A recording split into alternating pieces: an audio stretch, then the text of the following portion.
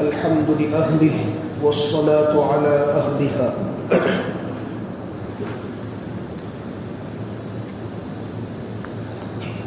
أما بعد فأعوذ بالله من الشيطان الرجيم. بسم الله الرحمن الرحيم. قل إن صلاتي ونسكي ومحياي ومماتي لله رب العالمين لا شريك له وبذلك أمرت وأنا أول المسلمين. صدق الله العظيم. عن النبي صلى الله تعالى عليه وسلم أنه قال إنما الأعمال بالنيات. وقال عليه الصلاة والسلام من حسن إسلام المرء تركه ما لا يعنيه، أو كما قال عليه الصلاة والسلام. اللهم صل على سيدنا ومولانا محمد وبارك وسلم.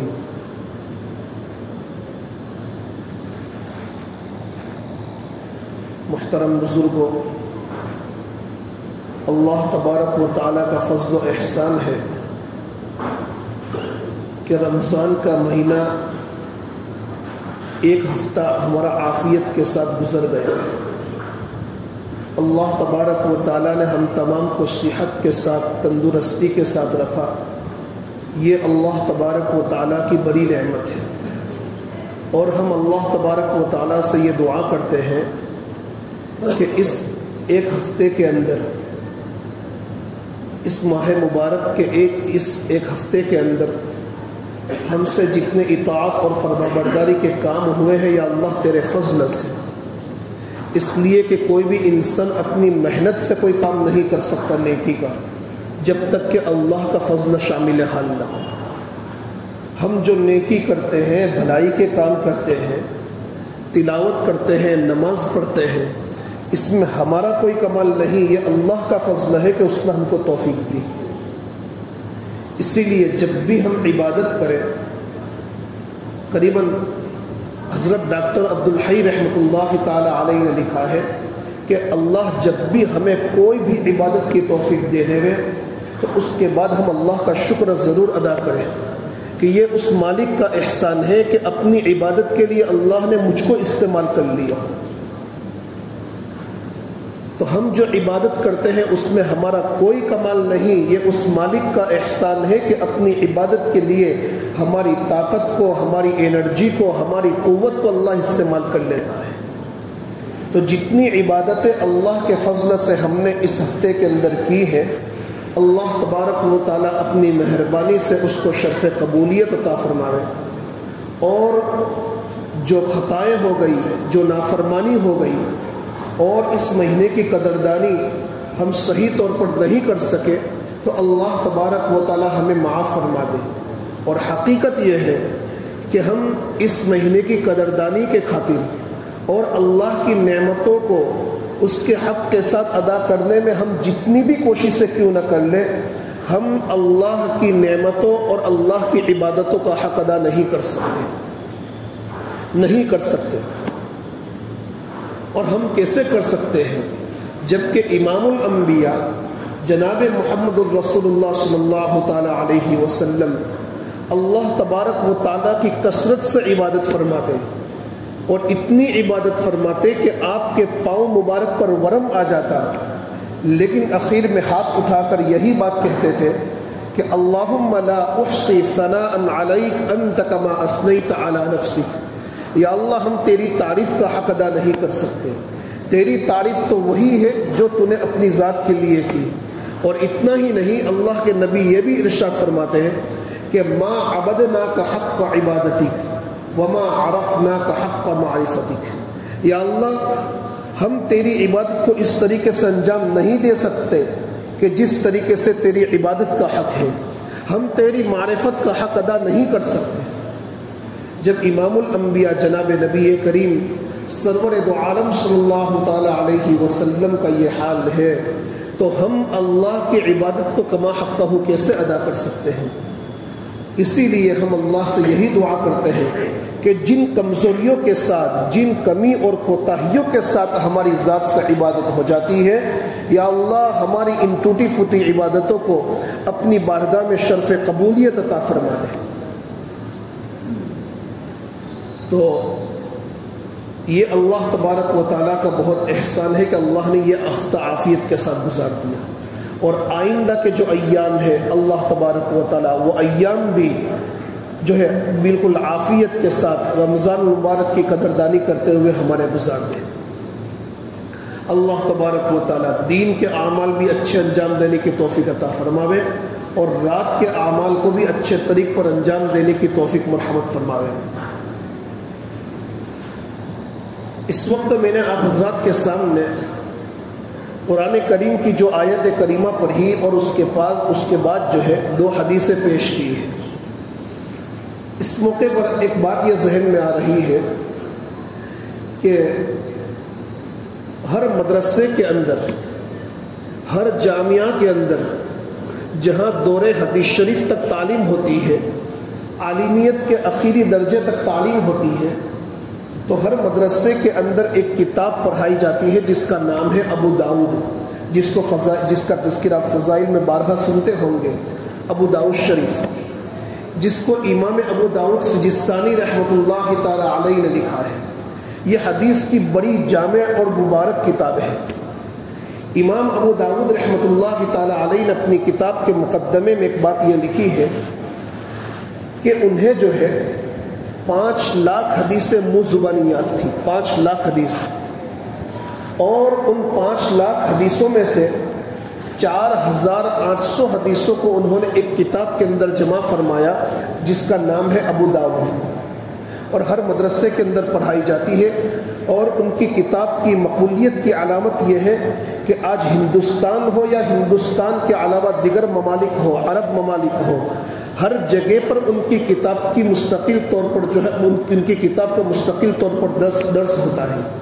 آپ اندازہ لگائیے کہ کتنے اخلاص، کتنی للہیت اور کتنے تقوی اور کتنی پاکیزگی کے ساتھ انہوں نے اس کام کو انجام دیا ہوگا کہ آج تو وہ قبر کے اندر آرام فرما رہے ہیں، لیکن کوئی عالم نہیں بنتا، کوئی مفتی نہیں بنتا جب تک کہ ان کی کتاب کو مکمل طور پر پڑھ نہ لے اور سند حاصل نہ کر لے۔ اتنی عظیم کتاب ہے۔ تو اس کتاب کے متعلق فرماتے ہیں کہ میں نے جو 5 لاکھ حدیثیں اللہ کے نبی علیہ الصلوۃ والسلام کی یاد کی تھی، اپنی اس کتاب کے اندر 4800 حدیثوں کو جمع فرمایا ہے۔ پھر فرماتے ہیں کہ ان 4800 حدیثوں کا خلاصہ صرف 4 حدیثیں ہیں، اور جو انسان ان 4 حدیثوں پر عمل کر لے گا، یوں سمجھ لیے کہ اس نے پوری شریعت پر عمل کر لیا، پوری شریعت پر عمل کر لیا۔ شریعت کے تمام تقاضوں پر عمل کرنا اس کے لیے آسان ہو جائے گا، بلکہ یوں سمجھیے کہ شریعت کے تمام تقاضوں پر اس نے عمل کر لیا۔ کون سی 4 حدیثیں؟ بہت وقت مختصر ہے، میں آپ کے سامنے تھوڑی سی تفصیل ذکر کر دوں۔ سب سے پہلی حدیث انہوں نے جو ذکر فرمائی حضرت عمر رضی اللہ تعالیٰ عنہ کی، بخاری شریف کی پہلی روایت ہے۔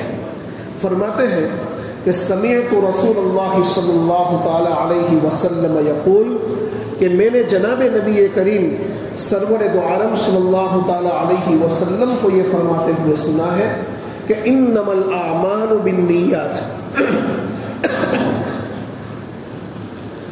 کہ تمام اعمال کا دار و مدار جو ہے نیتوں پر ہے۔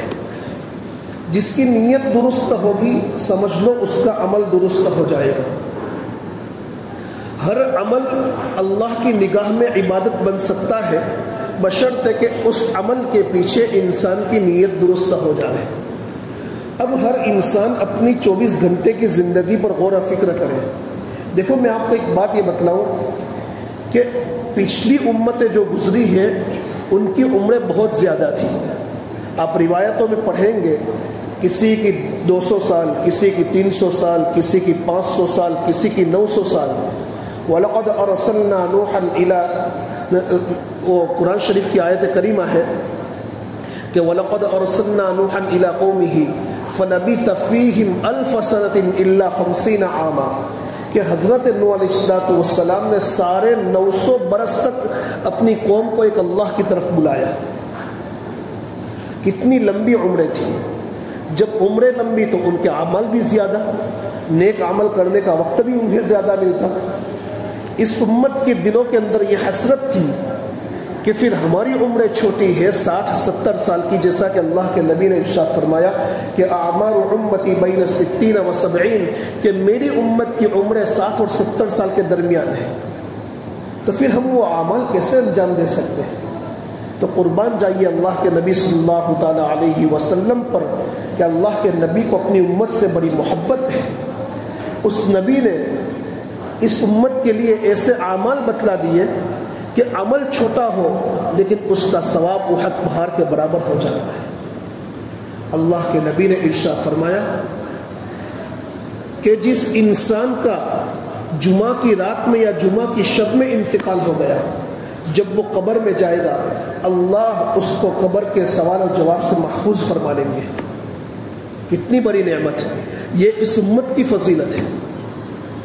محدثین نے ایک سوال اٹھایا کہ چلو جمعہ کے دن اللہ تعالیٰ سوال نہیں فرمائیں گے، جب جمعہ کا دن ختم ہو جائے گا، سنیچر شروع ہو جائے گا، کیا اللہ سوال فرما دیں گے؟ تو فرمایا کہ اس اللہ کی صفت یہ ہے کہ وہ اللہ و مالک جب ایک مرتبہ معاف کر دیتا ہے دوسری مرتبہ فقر نہیں کرتا. اور دلیل یہ پیش کی کہ جنگ بدر کے موقع پر جتنے صحابہ شریک ہوئے تھے ان تمام کے متعلق اللہ نے اپنی نبی کی زبانی یہ ارشاد فرمایا، جو ہے یہ بات جاری فرمائی کہ اعملوا ما شئتم قد غفرت لكم، کہ اللہ نے ارشاد فرمایا کہ میں نے تمہیں معاف کر دیا ہے، تم جو چاہے کرو. حدیث شریف کے اندر ہے کہ بہت سے صحابہ ایسے تھے جیسے مصطح ابن اساسہ رضی اللہ تعالیٰ عنہ کہ بعد میں ان سے کچھ خطائیں لغزشیں ہو گئی لیکن اللہ نے انہیں معاف کر دیا. جو اللہ ایک مرتبہ معاف کر دیتا ہے دوسری مرتبہ پکڑ نہیں کرتا. اللہ تعالی ہم تمام کو جمعہ کے رات کی اور جمعہ کے دن کی موت نصیب فرما دے. یہ اس امت کے اعمال ہے، یہ اس امت کی فضیلت ہے. اسی طریقے سے اللہ کے نبی نے ارشاد فرمایا کہ ایک مومن بندے کے دوسرے مومن بندے پر بہت سے حقوق ہیں، ان میں سے ایک حق یہ ہے کہ جب اس کا انتقال ہو جاوے تو اس کی نماز جنازہ میں شریک ہو. اللہ کے نبی علیہ السلام نے ارشاد فرمایا کہ میں آپ کو یہ بتلانا چاہتا ہوں کہ ہمارے عمل کم ہیں، چھوٹے ہیں، لیکن اس کا اجر و ثواب کتنا زیادہ ہے. اللہ کے نبی نے ارشاد فرمایا کہ جو مومن بندہ سچے دل کے ساتھ، اخلاص کے ساتھ، ایمان اور احتساب کے ساتھ اپنے مومن بھائی کے نماز جنازہ میں شریک ہوتا ہے اللہ اس کو ایک قرات ثواب عطا فرماتے ہیں، اور جو اس کو دفن کرنے تک اس کے ساتھ شریک رہتا ہے اس کو 2 قرات ثواب عطا فرماتے ہیں. اب قرات کا مطلب کیا ہے؟ دیکھو میں آپ کو ایک بات بتلاؤں، آپ محظوظ ہوں گے. ایک حدیث میں ارشاد فرمایا کہ جو شخص اپنے گھر کے اندر کتا پالتا ہے اللہ اس کے ثواب میں سے روزانہ 1 قرات ثواب کم کرتا ہے. روزانہ 1 قرات ثواب کم کرتا ہے. اللہ کی رحمت کا اندازہ ہوگا. جہاں دینے کی باری آئی جنازے کی نماز والی روایت، وہاں فرمایا کہ نماز جنازہ تک شریک رہنے کی بنیاد پر 1 قرات، تدفین تک شریک رہنے کی بنیاد پر 2 قرات. صحابہ نے پوچھا کہ 1 قرات سے مراد کیا ہے؟ اللہ کے نبی نے ارشاد فرمایا 1 قرات یعنی 1 احد پہاڑ کے برابر ثواب ملے گا. نماز جنازہ تک شریک رہا، تدفین تک شریک رہا، 2 قرات یعنی 2 احد پہاڑ کے برابر ثواب ملے گا. اب اللہ کے نبی یہاں فرماتے ہیں کہ جو اپنے گھر میں کتا پالتا ہے اس کے ثواب میں سے روزانہ 1 قرات کم ہوتا ہے، روزانہ 1 احد پہاڑ کے برابر ثواب کم ہو گیا تو بچے گا کیا؟ اتنا تو ثواب بھی نہیں ہوگا ہمارے نامہ اعمال میں. قربان جائیے اللہ کے نبی صلی اللہ تعالیٰ علیہ وسلم پر، انہوں نے اللہ کی رحمت کو واضح فرمایا۔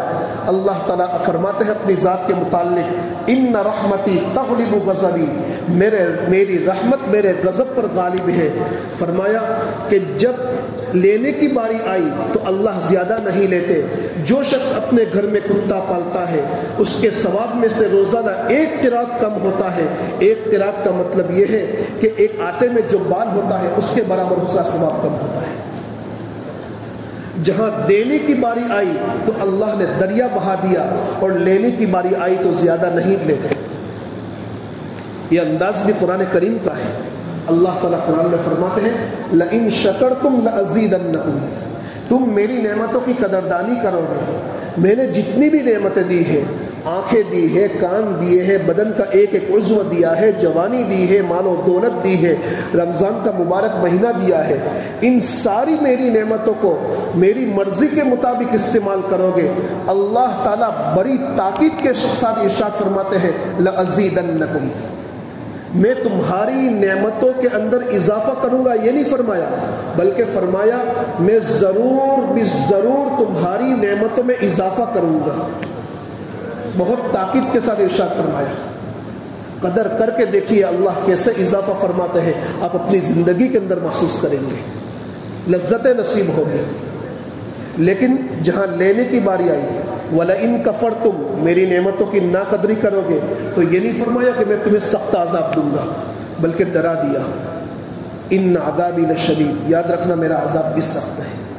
یعنی ہمیں معافی کا موقع دیا ہے کہ گناہ ہو جاوے تو اللہ تعالیٰ فرشتوں سے کہتا، انسان جب نیکی کا ارادہ کرتا ہے اللہ تعالیٰ فرشتوں سے کہتا ہے کہ اس نے بھی نیکی کی نہیں ہے، صرف ارادہ کیا ہے، 1 نیکی لکھ دو، اور وہ نیکی کر لے تو 10 نیکی لکھ دو، من جاء بالحسنۃ فلہ 10 امثالھا۔ لیکن گناہ کا ارادہ کرتا ہے اللہ تعالیٰ کوئی گناہ نہیں لکھتا، بلکہ اس گناہ کے ارادے کو ختم کرنے پر بھی نیکیاں لکھی جاتی ہیں۔ اور اگر گناہ کر بھی لے بتقاضۂ بشریت صرف 1 گناہ لکھا جاتا ہے، اور پھر اللہ تعالیٰ اللہ نے معافی کا دروازہ کھلا رکھا ہے، اللہ معافی کا موقع دیتے ہیں ہر مومن کو چاہیے۔ دیکھیے گناہ ہو جانا کوئی بڑی بات نہیں ہے، ایک بات اللہ نے ذہن میں ڈالی کہہ دوں، گناہ ہو جانا کوئی بڑی بات نہیں ہے۔ اللہ نے انسان کے اندر دونوں مادے رکھے ہیں، فَأَلْهَمَهَا فُجُورَهَا وَتَقْوَاهَا، خیر کا مادہ ہے، شر کا مادہ ہے، دونوں مادے ہیں۔ لیکن گناہ ہو جانے کے بعد گناہ پر جمے رہنا، گناہ کا لوگوں کے سامنے اظہار کرنا، اس پر خوش ہونا، اور گناہ ہی کو جو ہے خوشی کا ذریعہ بنانا، یہ بہت خطرے کی گھنٹی ہے۔ مثال کے طور پر چھوٹی ایگزامپل آپ کو دیتا ہوں جو ہمارے درمیان رائج ہے، کہ آج کل ہر ایک انسان اللہ کی نافرمانی کو خوشی کا ذریعہ بناتا ہے۔ برتھ ڈے منانا، سالگرہ منانا، اور پھر فون کر کے لوگوں کو یہ کہنا، میسج کے ذریعے کہنا، اسٹیٹس پر رکھنا، happy birthday to you, happy birthday, happy birthday. شریعت کے اندر ناجائز ہے۔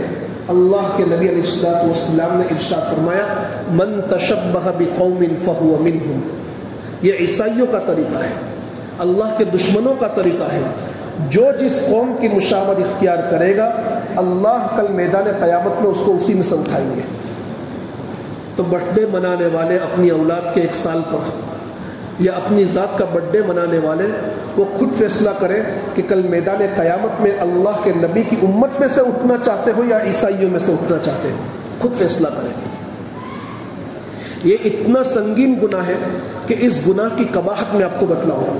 مثال کے طور پر آپ تو برتھ ڈے نہیں منا رہے ہیں، آپ تو اس گناہ کے کام سے پاک ہو، لیکن کوئی آدمی اپنے بچے کا برتھ ڈے منانا چاہتا ہے اور وہ راستے سے جا رہا تھا، آپ کھڑے تھے، آپ کو یہ پوچھا کہ بھائی میرے بیٹے کا برتھ ڈے منانا ہے، کیک کہاں ملے گا؟ تو آپ نے یہ کہہ دیا کہ کیک فلاں دکان پر ملے گا، تو اس کو یہ دکان بتانا بھی ناجائز ہے، یہ بھی گناہ ہے کبیرہ۔ جیسے گناہ کو انجام دینا یہ گناہ ہے کبیرہ، تو گناہ کی طرف رہنمائی کرنا یہ بھی گناہ ہے کبیرہ ہے۔ الدال علی الخیر کفاعلہ، اور کیا فرمایا اللہ کے نبی نے؟ گناہ کی طرف رہنمائی کرنے والے کو اتنا ہی ملے گا جتنا گناہ کرنے والے کو۔ نیکی کرنے والے کو اتنا ہی ملے گا جتنا نیکی کی طرف رہنمائی کرنے والے کو. اب اندازہ لگائے کتنا سنگین گناہ ہے. ہم نے صرف اشارے سے بتلا دیا کہ فلاں محلے میں جو مٹھائی کی دکان ہے وہاں اچھا کیک ملے گا، یہ بھی گناہ کبیرہ. تو اس سے بچنے کی بہت ضرورت ہے. تو بہرحال میں یہ کہہ رہا تھا کہ گناہ ہو جانا کوئی بڑی بات نہیں ہے، لیکن گناہ کے بعد گناہ پر جمے رہنا، گناہ کو خوشی کا ذریعہ بنانا، یہ بہت بری چیز ہے، بہت بری چیز ہے یہ. اسی لیے ہر انسان کو چوکنا رہنا چاہیے. رات اور دن میں جب بھی کوئی گناہ ہو جاوے، بد نگاہی ہو گئی، گانا اور میوزک سن لیا، کوئی ناجائز چیزوں کو دیکھ لیا، کسی کی غیبت کر لی، کبھی جھوٹ بول دیا، فوراً استغفار پڑھ لے، فوراً جو ہے توبہ کر لے. جتنا ہو سکے جلدی توبہ کر لے، جتنا ہو سکے جلدی توبہ کر لے. یہ مومن کی شان ہے. دیکھو گناہ کے بعد توبہ کی توفیق ہو جانا یہ بھی اللہ کی نعمت ہے. توبہ کی توفیق ہو جانا یہ بھی اللہ کی نعمت ہے. مفسرین نے لکھا ہے کہ گناہ کے بعد توبہ کی توفیق ہو جانا یہ حضرت آدم علیہ السلام کی صفت ہے، اور گناہ کے بعد توبہ کی توفیق نہ ہونا بلکہ گناہ پر گناہ کرتے رہنا یہ شیطان کی صفت ہے. آدم علیہ السلام سے لفظش ہو گئی، فوراً جو ہے توبہ کی توفیق ہو گئی، اللہ کی طرف متوجہ ہوئے، فرمایا ربنا ظلمنا انفسنا وان لم تغفر لنا وترحمنا لنكونن من الخاسرین. اور شیطان اس سے گناہ ہو گیا، آج تک اس کو توبہ کی توفیق نہیں ہوئی. تو ہم سے جب بھی کوئی گناہ ہو جاوے، آنکھوں کا گناہ ہو، کان کا گناہ ہو، بدن کے کسی بھی عضو کا گناہ ہو، اگر گناہ ہو جانے کے بعد توبہ کی توفیق ہو جاتی ہے تو اس پر بھی اللہ کا شکر ادا کرے کہ اللہ نے حضرت آدم والی صفت ہمارے اندر پیدا فرمائی ہے. اور اگر توبہ کی توفیق نہیں ہوتی تو انسان کو ڈرنے کی ضرورت ہے، بہت متنبہ ہونے کی ضرورت ہے. تو بہرحال میں یہ کہہ رہا تھا کہ اللہ تبارک و تعالیٰ کی رحمت بڑی وسیع ہے، اور اللہ تبارک و تعالیٰ جب دینے پر آتا ہے تو بے شمار دیتا ہے، اور جب لیتا ہے تو بہت تھوڑا سا لیتا ہے. تو اب دیکھیے انسان کے اعمال جو ہے نا، اللہ نے انسان کی زندگی ایسی بنائی ہے کہ انسان 24 گھنٹے نیکی کے اندر رہ سکتا ہے، 24 گھنٹے اطاعت کے اندر رہ سکتا ہے. وہ رات میں سویا ہے لیکن فرشتے اس کے لیے نیکیاں لکھ رہے ہیں. وہ دکان پر بیٹھ کر کاروبار کر رہا ہے، فرشتے اس کے لیے نیکیاں لکھ رہے ہیں. وہ ملازمت کر رہا ہے، فرشتے اس کے لیے نیکیاں لکھ رہے ہیں. حتیٰ کہ انسان ٹوائلٹ میں جاتا ہے لیکن فرشتے اس کے لیے نیکیاں لکھ رہے ہیں. یہ کیسے ہوگا؟ انما الاعمال بالنیات، نیت کی تبدیلی کی بنیاد پر. اب میں اس کا طریقہ آپ کو بتلا دوں، بہت آسان ہے. دیکھو کچھ مثال دے کر میں سمجھاؤں گا.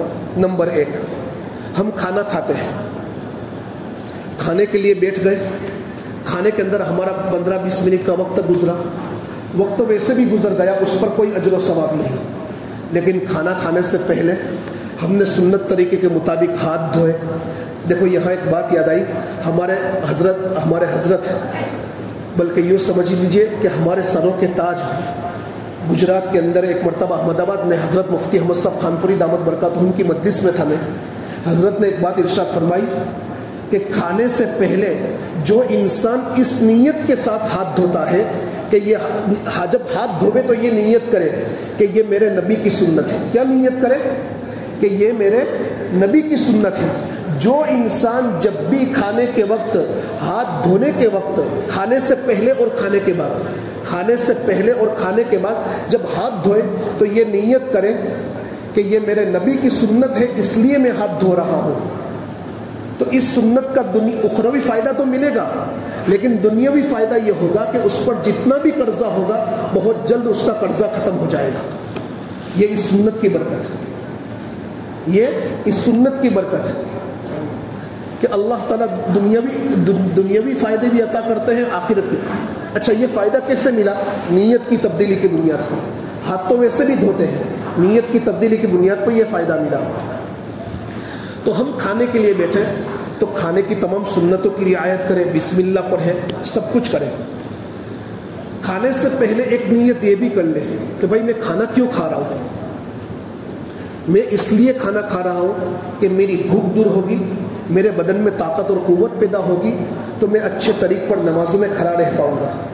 جو طاقت و قوت پیدا ہوگی میں اللہ کے بندوں کی جو ہے خدمت کر سکوں گا, میں اپنے ماں باپ کی خدمت کر سکوں گا, لوگوں کے لیے سہارا بن سکوں گا. اگر انسان یہ نیت درست کر لیتا ہے تو کھانے کے اندر اس کا آدھا گھنٹہ گزرے گا, آدھا گھنٹہ وہ فرشتے اس کے لیے عبادت میں شمار جو ہے ان کے لیے نیکیاں لکھتے رہیں گے. یہ آدھا گھنٹہ عبادت کے اندر شمار ہوگا. اب کھانے کے وقت ہماری زبان پر کوئی بات نہیں ہے, صرف ہم باتیں کر رہے ہیں, لیکن فرشتے ہمارے لیے نیکیاں لکھ رہے ہیں چونکہ ہماری نیت درست ہے. نیت کی تبدیلی کی بنیاد پر جو عادت تھی وہ عبادت بن گئی.